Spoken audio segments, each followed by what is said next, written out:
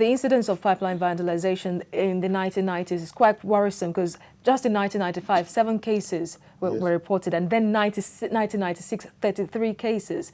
Where you were progressed, exactly, and then 97, 34, 1998, 57 cases, and as at 1999, it got to 497 cases. That's worrisome. That's a geometric progression of pipeline vandalism in the country. So I want to know if we are looking at something that looks like a coordinated crime here being perpetrated in Nigeria when it comes to this vandalism.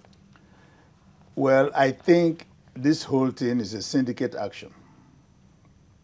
Syndicate action in the sense that even where they break this pipe, take the crude to refine, it is very, very easy to trace them. We have Air Force. We have the oil companies themselves. There are a lot of helicopters. What does it take to fly through the entire Niger Delta to check these spots? It's easy. So if the government and the IOCs, the major oil companies, are serious about this thing, they will be able to identify the spots. They cannot say they don't know where the spots are. You have the Air Force, the helicopter. Even at high altitude, you can still monitor where these things are happening. And once the coordinates of those places are identified, to swap it out is easy. But I think what is going on is they discreetly, okay, I know where you are. They come in there, ruffle you. The one that is compromising, okay, leave this one first. Up till now, you go into the Niger Delta, there's still so many unnecessary refineries, and it's a time bomb. Because what they are doing is the same refining process they use in preparing ogogoro. That's what they are doing. Put this thing in containers, boil it, put a pipe on it, then they start discharging. And it is criminal. When you get to some of the sites, I just feel sorry for the people because they don't know what they are doing to themselves. But at the same time, too, the government agencies, a lot of them are collaborating. So this is the problem. You have to look at the people you have working for you. You look at the salary they are being paid, and you assess what they have on the ground. You know something is wrong. So every Nigerian knows something is wrong. Even the people in government know something is wrong. You cannot take those type of deadwood to run your organization and expect results. We are seeing it. They're fronting it all over the place, all through the system. When you hear... Okay, yeah, so I want to say something about when you hear things like this, really, even in Lagos, during the scarcity, the last few scarcity that Nigeria was practically at a standstill for a while. And then someone was telling me that there is a particular community in Lagos that people that don't even go to filling stations to buy petrol or diesel, that what goes on there is vandalism almost every day. And people buy on the streets, they deliver at home. That it's that simple for people to vandalize pipelines in the country. The security agents, they know where that thing is. But they will not go there because there's money changing hands. That's why I say the entire system. If you work in the ministry, let's say your salary is 200,000 or say 500,000 a month, and you go and own a mansion in Lekki, people know, how did the man get that money? Everybody's aware of what's going on. People who claim not to be aware, they are jokers. We all know the rot in the system, and it's going to take a collective will to correct it because it is bad image for us, both in here and outside here. Sometimes I feel ashamed to be in certain places because I don't want to be with certain people and probably be identified with such people. Life is not like that. Life is not all about money, money, money, money. So this greed for money has spread down, and it's worse in the Niger Delta, where I come. I'm from Warri. It's very, very bad. Young people, rather than get up and face life, primary school, secondary school, go through normal life and achieve whatever you can achieve by virtue of hard work, it's no longer the case. They will tell you, look at such a person. He has so much money. Did he go to school? What did he do? They know what he did. So they are working towards that channel to get to that point so that they will be like him. But unfortunately for them, very few people can get to that point. There are going to be few of such people. Through militant behavior, get to that point. You know, if you're unfortunate, you go into it once, you get killed. That's the end of it. So it's like people where everybody want to play soccer. There are going to be few amakashis. There are going to be few kanawakwa and all those. This is what people don't know. That's why you need a sound educational background. The sports is secondary.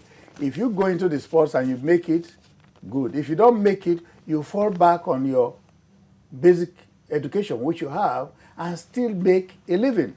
All right. So this is the problem. Former President Olusegun Obasanjo in August 2015 said that vandalism, oil pipeline vandalism, bunkering, and of course other oil challenges really were major problem during his tenure as president of the country. So let's look at the cost now of pipeline vandalism to the government. Repairs and then the loss of crude. Well, it is criminal to start with. In terms of the economy, it's going to bite us more. Because sometimes when you have a burst pipe, you ask the oil company, how many barrels? They tell you, oh, about 1,000 barrels. Man, I've been on this spot. I've gone through every facet of this industry. When they tell you 1,000 barrels, spillage, this, that, it's all lies. Because if you have a hole on a 25-inch pipe, and you know the volume that is flowing through it, it goes on for about 2 days or 1 day before you report it. We know the volume that is going. And that volume is money.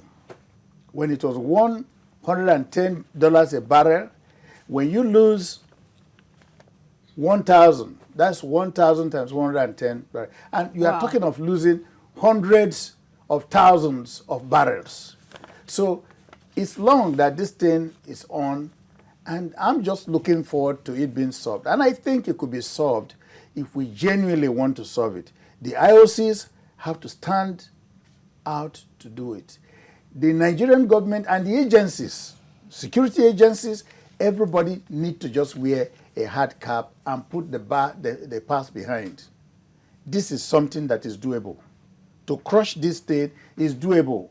But because of the perks that comes out of it, nobody wants to do anything. They will just go here, do a little, take off. We have done this, we have done this.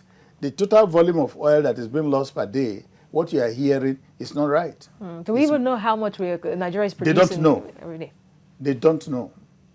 Because if you take the well, for example, the well produces, let's say you test it, you get 2,000 barrels a day from this well. And the line from there to this place is showing 2,000 barrels. With time, it could decline. And again, too, if you are by the wellhead, sometimes you see certain surge. So when you go and test, the time you are testing, maybe you have 2,000 barrels a day. At another time, it could go to 3,000 or 2,500, depending on the surge on situation. And again, you tie in all this to a particular point. So if a weak well comes on and you have a stronger well, the stronger well will discharge more. You bust that pipe of the stronger well, more volume. So they cannot tell you categorically, nobody in this country can tell you categorically the volume of oil that is being lost by either pipeline vandalization or flow line cut to take this crude. Any place that tells you they know, it's an estimate. I used to produce this, now I'm producing this. So when you subtract it, the difference is this. It's just an estimate. Well, at least we have a worrying estimate of the recent one now. It's just bad. for the ESCRAVOS attack It's alone, very, very bad. 470 million naira daily. It's possible. That is true. You know, because you're running the gas from ESCRAVOS down to the gas station in Beji or somewhere there. When you blow that line, everything they have in there, gone. So when you shut it in, the gas will not come. NGC will not have the gas. The power stations will not have the gas. It's not a straight line loss.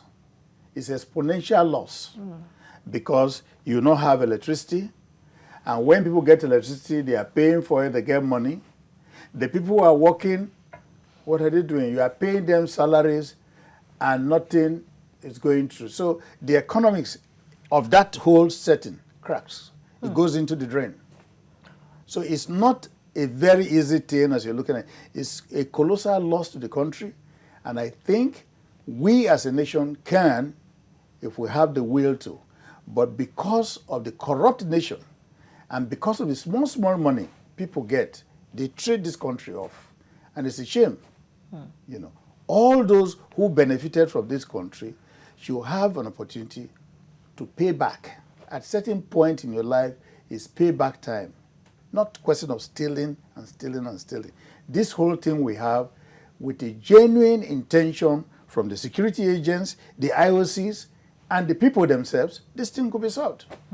So on average, if the government is to go on repairs of these pipelines that have been blown up, the amount, give us an estimate of the amount to be spent and then the time, because of course we hear now that two refineries are shut because of this. Yeah, the thing is, you see, when you have such big pipes being blown, it is not like you have your plastic pipe in the house being blown, you go and buy and cut and all that. First, you have to source the pipes. You need machineries. You're going to move serious equipment because these are buried pipes. I watched it on telly, and some of these pipes, at least while walking, I know where some of them were at that time. These are pipes that are buried, so somebody knows exactly where it is. But are they well buried? Here, it's just a few meters to the ground. No. In short, even if you bury it 6 meters, it's people that put it there. That's why I'm telling you it's a syndicate thing. The people who are doing this thing will get those information and they know how far they need to go. If it means excavating to get close before they bomb it, they will do. So it's not a question of burying it 6 meters or 1 meter or whatever. It's to ensure that it does not happen. That should be our target. Whether you bury the pipe 2 meters or 6 meters or whatever, that's not the issue now. The issue now is the syndicate action. Somebody knows that pipe is there. As also depth, anybody can reach it.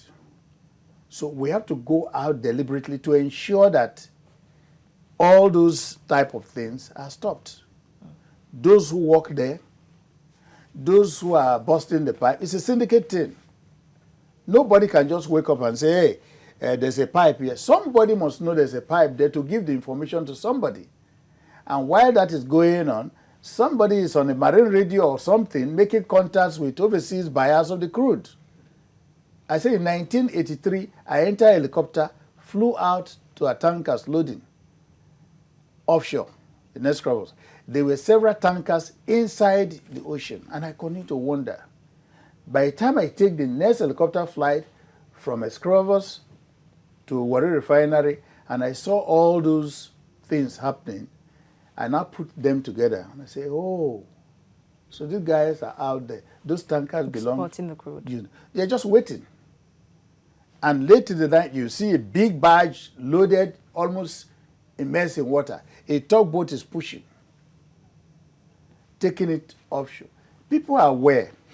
I think Nigerians were smart enough to know the people who are responsible for security and whatever, we should be a little bit honest and be a little bit patriotic to get this thing solved. Between the oil companies, our own security agents, this thing could be solved. All the people you're talking, militant, they are hiding here, and the coordinates of these areas, they are easy. If they really want to get this job done, they can get it done. If you bring few U.S. Marine here, they will crush this thing because they're going to go out and do their job. Let us start having security that goes out to do their job, like proud countries like the U.S. or Britain. They go out there, this is what we are here for. And you challenge it, get it done. All right. We'll continue in a moment. Let's take a look at this story my colleague Sophia Ogeze did last October on pipeline vandalism in the country.